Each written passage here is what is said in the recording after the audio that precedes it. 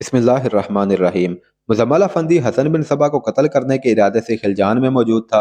احمد اوزال نے یعنی وہ آدمی جس آدمی کے پاس اس نے قیام کیا ہوا تھا اسے کہا کہ جنگل میں گھوم پھر آؤ اور یہ بھی دیکھنا کہ وہاں اگر تمہیں کہیں چھپنا پڑ جائے تو کہاں چھپو گے۔ وہ صبح سویرے جنگل میں چلا گیا۔ اس نے ہر سو دیکھا، اسے جھاڑیوں کے اور اونچے گھنے پودوں کے جھرمٹ نظر آئے۔ بعض ٹیکریاں دیواروں جیسی تھی، ان کے دامن میں ہاتھی گھاس بھی تھی اور ہرے بھرے سرکنڈے بھی۔ بعض گھنے درخت ایسے بھی تھے جن کے نیچے والے ٹہن زمین کے قریب آ گئے تھے۔ مزمل کو خیال آیا کہ وہ ایسے کسی ٹہن پر چڑھ جائے گا اور چوڑے پتوں والی گھنی شاخیں اسے چھپا لیں گی۔ اسے ندی کے کنارے کے قریب 3-4 درختوں کا جھنڈ دکھائی دیا۔ ان پر چوڑے پتوں والی بیلیں چڑھی ہوئی تھی، یہ درختوں کے درمیان سے اٹھ رہی تھی۔ ان بیلوں نے درختوں کے نیچے غار یا غف کی طرح کا کمرہ سا بنا رکھا تھا۔ مزمل ندی کے ساتھ ساتھ وہاں تک جانے کی بجائے چکر کاٹ کر عقب سے آگے گیا۔ اسے سامنے سے دیکھنے کو آگے ہوا تو وہ ٹھٹک کر ایک قدم پیچھے ہو گیا۔ وہاں ایک آدمی بیٹھا ہوا تھا۔ مزمل کو کسی آدمی سے کوئی ڈر اور خطرہ نہیں ہو سکتا تھا، لیکن یہ وہی آدمی تھا جو گلیوں اور بازاروں میں اس کے ساتھ سائے کی طرح لگا رہتا تھا۔ کچھ پہلے مزمل نے اپنے پیچھے جو آہٹ اور سرسراہٹ سنی تھی وہ اسی آدمی کی تھی۔ اسے وہاں دیکھ کر مزمل فوراً سمجھ گیا کہ یہ شخص جنگل میں بھی اس کے پیچھے آ گیا ہے۔ وہ غصے سے آگ بگولا ہو گیا۔ اس نے اپنے کپڑوں کے اندر خنجر اڑس رکھا تھا۔ وہ آدمی اٹھ رہا تھا۔ مزمل نے بڑی تیزی سے خنجر نکالا۔ اس کے ذہن میں احمد اوزال کے الفاظ گونجے کہ یہ حسن بن صبا کا جاسوس ہے۔ مزمل کو یوں سنائی دیا جیسے اسے کسی نے کہا ہو کہ یہ حسن بن صبا ہے۔ یہ آدمی اٹھا ہی تھا کہ مزمل کا بایاں ہاتھ تیر کی طرح آگے ہوا اور اس ہاتھ نے اس آدمی کی گردن دبوچ لی۔ مزمل کے دوسرے ہاتھ میں خنجر تھا۔ اس نے خنجر کی نوک اس شخص کے دل کے مقام پر رکھ دی۔ بائیں ہاتھ کا پنجہ اتنی زور سے دبایا کہ اس آدمی نے اپنے دونوں ہاتھوں سے مزمل کی بائیں کلائی پکڑ لی اور تڑپنے لگا۔ اس میں اتنی ہمت نہیں رہی تھی کہ مزمل کے پنجے سے اپنی گردن چھڑوا سکتا۔ اس کے ساتھ ہی مزمل کے خنجر کی نوک اس کے دل کے مقام پر چبھ رہی تھی۔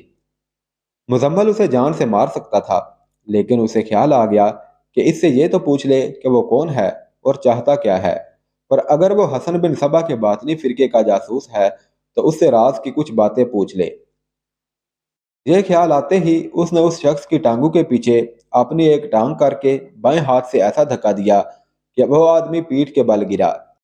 مزمل کود کر اس کے پیٹ پر بیٹھ گیا اور خنجر کی نوک اس کی شاہ رگ پر رکھ دی۔ کیا چاہتے ہو؟ مزمل نے پوچھا۔ میرے پیچھے کیوں لگے ہوئے ہو؟ میں بتا نہیں سکتا، اس نے کہا۔ بتایا تو تم مجھے قتل کر دو گے۔ قتل تو میں تمہیں کر ہی دوں گا، مزمل نے کہا۔ سچ بول دو گے تو شاید میں تمہیں چھوڑ دوں۔ اس وقت میری جان تمہارے ہاتھ میں ہے، اس نے کہا، اس لیے میں تمہیں یہ نہیں کہہ سکتا کہ یہ وعدہ کرو کہ تم کسی کو بتاؤ گے نہیں۔ سچ بولو گے تو جو وعدہ چاہو گے پورا کروں گا، مزمل نے کہا۔ میں نے تمہیں قتل کرنا تھا، اس شخص نے کہا، لیکن ایک بات کا یقین کرنا تھا۔ میرا قصور؟ مزمل نے پوچھا۔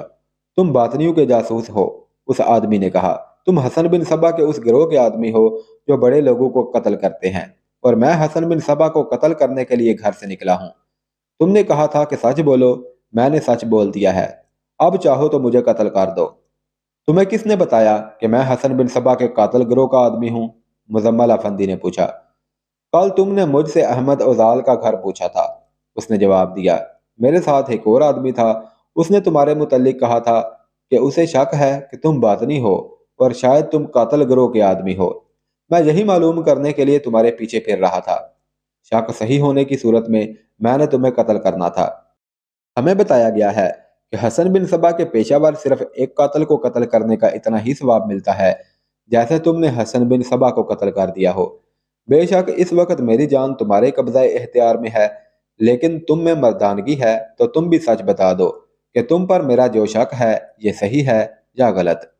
کم عقل انسان، مزمل نے کہا، اگر تمہارا شک صحیح ہوتا تو اب تک میرا خنجر تمہاری شاہ رگ کاٹ چکا ہوتا۔ مزمل افندی نے اس کی شاہ رگ سے خنجر ہٹا لیا، پھر اس کے پیٹ سے اتر کر اس کے قریب بیٹھ گیا، اور وہ آدمی اٹھ بیٹھا۔ کون سے فرقے سے تعلق رکھتے ہو؟ مزمل نے اس سے پوچھا، اور نام کیا ہے تمہارا؟ اہل سنت ہوں، اس نے جواب دیا، اور عبید ابن عبد میرا نام ہے، سب مجھے بن عبد کہتے ہیں۔ حسن بن صبا قلعہ الموت میں ہے، مزمل نے کہا، और तुम यहाँ खिलजान में उसे किस तरह कत्ल करोगे? देखो मेरे दोस्त, बिन आबद ने कहा, मैंने तुम्हें अपना राज दे दिया है, अब और ज्यादा भेद लेने की कोशिश ना करो। तुम्हारा खंजर मेरे दिल पर और शाहरग तुम्हारे पंजे में आ गई थी और मैं बेबस हो गया था। अब तुम्हारे हाथ में खंजर है और मैं खाली हाथ हूँ। मुझ पर हमला करके देखो, मैं उस्तादों से खाली हाथ लड़ने और कत्ल करने की तरबियत लेकर आया हूँ। मैं कोई गया गुजरा आदमी नहीं हूँ। मेरे आबाओ अजदाद सकफी थे। मुझे तुम पर शक है कि तुम किसी और फिरके के आदमी हो। मैं अहले सुन्नत हूँ बिन आबद, मुजम्मल ने कहा। मेरे दादा अस्फहान में आबाद हो गए थे। मैं तुमसे एक खास मकसद के लिए पूछ रहा हूँ कि हसन बिन सबा को किस तरह कत्ल करोगे। यह काम एक आदमी का नहीं, बिन आबद ने कहा। मुझे एक साथी की जरूरत है। मैं इसी मकसद के लिए खिलजान में रुका हुआ हूँ। मैं हैरान हूँ कि एक से बढ़कर एक दिलेर आदमी मौजूद है। जज्बे वाले भी मौजूद हैं। ये वो पक्के मुसलमान हैं जो हसन बिन सबा का नाम सुनते ही थूक देते हैं, लेकिन हसन बिन सबा के कत्ल के लिए कोई भी तैयार नहीं होता। वजह क्या है? मुजम्मल ने पूछा। बुज़दिली, बिन आबद ने जवाब दिया। कहते हैं वहां जाकर बंदा खुद कत्ल हो जाता है। हसन बिन सबा को कत्ल नहीं किया जा सकता। तुम्हारा अपना क्या ख्याल है? मुजम्मल अफंदी ने पूछा। मेरे भाई, बिन आबद ने जवाब दिया, मेरा अपना कोई ख्याल नहीं। मुसलमान जो कुछ करता है अल्लाह के हुक्म से करता है। उसका अपना कोई ख्याल नहीं होता, सिवाय इसके कि वो अल्लाह की राह में जान कुर्बान कर दिया करता है। अगर 2 दिनों तक मुझे कोई साथी ना मिला तो मैं अकेला ही चला जाऊंगा। फिर देखूंगा कि कत्ल कौन होता है, मैं या हसन बिन सबा। उबैद बिन आबद बोलता चला गया और उसका लहजा पहले से ज्यादा जज्बाती हो गया। एक शहर सा था जो मुजम्मल अफंदी पर तारी होता चला जा रहा था। उसे एक ऐसा आदमी मिल गया था जो उसका सिर्फ हमख्याल ही नहीं था, बल्कि वो भी वही अज़म लेकर घर से निकला था जो मुजम्मल को इतनी दूर से यहाँ ले आया था। अगर मैं कहूँ कि मैं भी इसी इरादे से आया हूँ तो मान लोगे? मुजम्मल ने कहा। नहीं, बिन आबद ने कहा, मैं पछता रहा हूँ कि तुम्हें अपना राज दे दिया है। मुझे तुम पर एतबार नहीं करना चाहिए था। मैं तुम्हें कैसे यकीन दिलाऊं बिन आबद? मुजम्मल ने कहा। यूं समझो कि तुम जिस साथी की तलाश में हो वो तुम्हें मिल गया है। मुजम्मल इतना जज्बाती हो गया था कि उसने खंजर अपने सामने जमीन पर रख दिया। वह बिन आबद के सामने बैठा हुआ था। बिन आबद ने बड़े आराम से खंजर उठा लिया और उसे देखने लगा जैसे बच्चा कोई चीज अपने हाथों में लेकर इश्तियाक से देखा करता है। आबद पहले से ज्यादा जज्बाती लहजे में भी बोल रहा था। वो बैठे बैठे अचानक उछला और मुजम्मल पर जा पड़ा। मुजम्मल इस अचानक हमले से पीठ के बल गिरा। बिन आबद उसके सीने पर चढ़ बैठा और खंजर की नोक उसकी शाहराग पर रख दी। अब बता तू कौन है बातनी मरदूद? बिन आबद ने कहा। तू इन बातनियों का जासूस है। तू हसन बिन सबा के खास गरोह का आदमी है। मैंने तुझे अपना राज दे दिया है। तुझे मैं जिंदा कैसे रहने दूं? मुजम्मल मिन्नत समाजत के सिवा कर भी क्या सकता था? वो कस्में खा खा कर यकीन दिला रहा था कि वो रासहुल अकीदा मुसलमान है और वो हसन बिन सबा के कत्ल के इरादे से आया है, लेकिन बिन आबद मान नहीं रहा था। फिर यूं करो, बिन आबद बड़ी मुश्किल से माना और शर्त ये बताई कि मेरे साथ वहां चलो जहां मैं रहता हूँ। बिन आबद उसके सीने से हट गया और मुजम्मल उठकर बैठ गया। मैं अपने दोस्त अहमद ओजाल के यहाँ क्यों ना रहूं? मुजम्मल ने कहा। अलमौत तुम्हारे साथ चलूंगा। नहीं, बिन आबद ने कहा, मैं तुम्हें इसलिए अपने साथ ले जा रहा हूँ कि मुझे मुकम्मल तौर पर यकीन करना है कि तुम काबिल एतमाद हो या नहीं। और तुम्हें अपने साथ ले जाने की दूसरी वजह यह है कि अहमद ओजाल ठीक आदमी नहीं। मैं जानता हूँ वो सल्जूक है और शायद सल्जूकी सुल्तान के लिए जासूसी भी करता है। मेरे यहाँ के दोस्तों को भी शक है कि वो बातनियों का भी वफादार है। दोगला आदमी है। तुम्हें उसने क्या कहा है? मैंने उसे बता दिया है कि मैं यहाँ क्यों आया हूँ, मुजम्मल ने जवाब दिया। उसने कहा है कि वो कला अलमौत तक मेरे साथ चलेगा और मेरी रहनुमाई करेगा। बचो मेरे दोस्त, बिन आबद ने कहा, यह तुम्हें अलमौत ले जाकर मरवाएगा। तुम्हें मेरे साथ चलना होगा। मैं तुम्हें यह भी बता देता हूँ कि मेरे पास रहने की तुम पर पाबंदी नहीं। मेरे दोस्तों से मिलोगे और उनकी बातें सुनोगे तो खुद महसूस करोगे कि तुम्हें हमारे पास ही रहना चाहिए। इस सूरत में हम तुम्हारे दोस्त को पता नहीं चलने देंगे। मुजम्मल अफंदी पर खामोशी तारी हो गई। उसका जहन उलझ गया। वो बिन आबद के साथ चल पड़ा। उसे चलते चलते ख्याल आया कि अहमद ओजाल को तो वो जानता ही नहीं था। उसके पास आए अभी एक रात ही गुजरी और अगला दिन गुजर रहा था। उबैद इब्ने आबद उसे एक घर में ले गया जहां 2 आदमी मौजूद थे। वो उठकर बड़े तबाक से मुजम्मल से मिले। बिन आबद ने अपने दोस्तों को बताया कि मुजम्मल भी इसी मिशन पर आया है جو مشن عابد کا ہے۔ ان دونوں آدمیوں نے مزمل کے ساتھ وہی باتیں کی جو بن عابد نے کی تھی۔ مزمل نے انہیں بھی یقین دلانے کی کوشش کی کہ باطنیوں کے ساتھ اس کا کوئی تعلق نہیں ہے۔ مزمل افندی، ایک آدمی نے کہا، تم قرآن ہاتھوں پر اٹھا کر قسم کھا سکتے ہو، مسجد میں جا کر بھی قسم کھا سکتے ہو، لیکن یہ کوئی ثبوت نہیں ہوگا کہ تم جو کچھ کہہ رہے ہو یہ سچ ہے۔ میں تمہیں ایک بات بتا دوں، اگر تم نے بھاگنے کی کوشش کی تو زندہ نہیں رہو گے۔ دنیا کے کسی بھی گوشے میں چلے جاؤ گے، تمہیں قتل کرنے کے لیے ہمارا ایک آدمی وہاں پہنچ جائے گا۔ اگر تم اسلام کے ساتھ مخلص اور دیانتدار ہو تو ہمارے پاس رہو۔ اب چونکہ ہم نے ایک دوسرے کو اپنا اپنا راز دے دیا ہے، اس لیے یہ بھی بتا دو کہ تمہیں یہاں کس نے بھیجا ہے۔ سلطان ملک شاہ کے وزیر نظام الملک نے مزمل نے صحیح بات بتا دی۔ انہوں نے ہی کہا تھا کہ خلجان جا کر احمد اوزال کا گھر پوچھ لینا اور اسے بتانا کہ تمہیں ہم نے بھیجا ہے، پھر اسے بتانا کہ تم کیوں آئے ہو، وہ تمہارا ساتھ دے گا۔ بن عابد نے تمہیں بتایا ہوگا کہ احمد اوزال قابل اعتماد نہیں ہے۔ اس آدمی نے کہا، اگر یہ تمہیں پکڑوا دے گا تو ہم حیران نہیں ہوں گے۔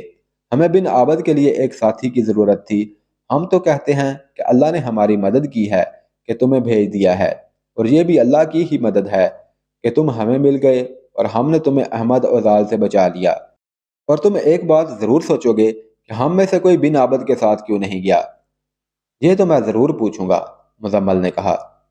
جواب پر غور کرو مزمل، اس آدمی نے کہا۔